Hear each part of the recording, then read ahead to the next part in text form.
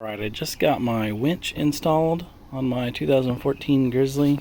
I also went ahead and put in a new battery and also put in a battery disconnect switch. I just wanted to show you how it's all wired. So the winch has a positive and negative coming out of it, and with this switch I have wired in, there's basically one wire. There's one wire coming direct from the battery to the switch. So there's one input on this switch, and then I have three outputs.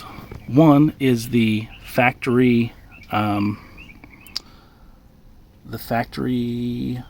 ground that you would normally attach to the battery. The second one is the winch, and the third one is a very small, it's basically the negative to the SAE cable, which is a battery tender dongle. And the reason I have that is, number one, you can charge it, but I also I have this splitter on here, but I have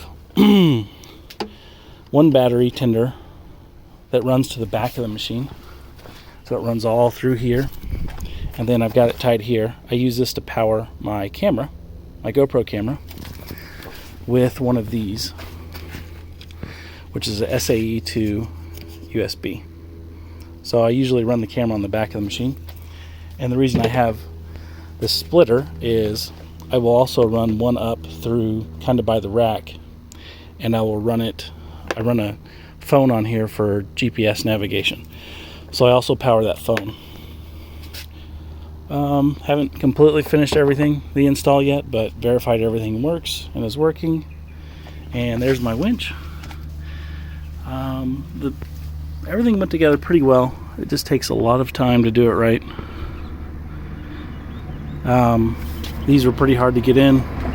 The winch plate, the angle wasn't quite right, but I made it work. I cinched these down first. I put Loctite on everything.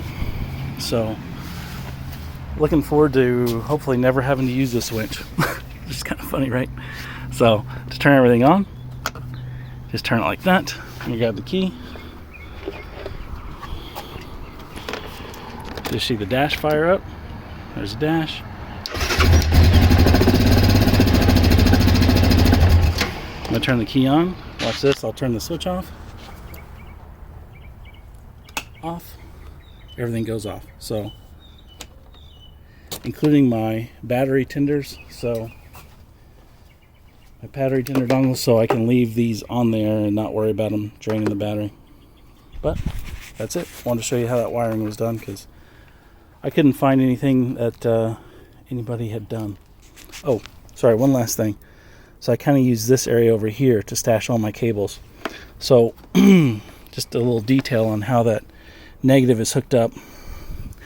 This is the factory negative cable, and I just made a small jumper cable out of 8 gauge and then bolted it to the other one with about a 1/2 inch by 1/4 inch bolt. So I just made a jumper cable, and then the factory basically goes into the switch, and that's the output of the switch. So everything's connected to the output of the switch. So you turn the switch on, then everything works. All right, that's all.